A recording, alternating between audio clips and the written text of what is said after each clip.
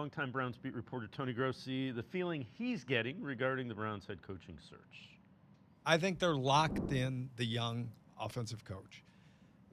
To me, they've compromised the process by thinking, let's pair up half and half. That's wrong. You said it, and I agree. You either like Schwartz as your coach, or you let your coach decide who your coordinator is. Right. And the same thing with Jim. If you like him as coach, all right, Jim, tell us, who's your offensive coordinator? Let him decide. But to pair up is not going to work.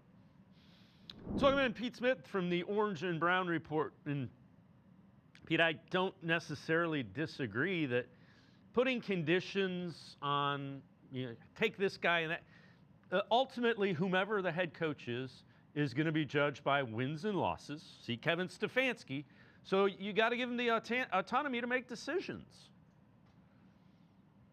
Yeah, I mean, I agree with you in the sense that if the head coach wants to come in and does not want Jim Schwartz, they should not force it.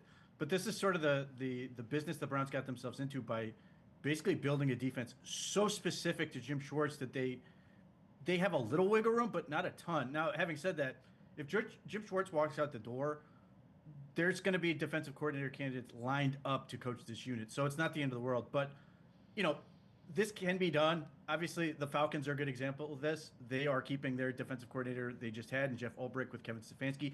But presumably, that's because Kevin Stefanski and Jeff Ulbrich want to work together. That's the key. Because if, for whatever reason, this is some weird forced marriage and they don't get along, then you get into a situation where you have factions within the building. And we've seen how that's gone with this team before.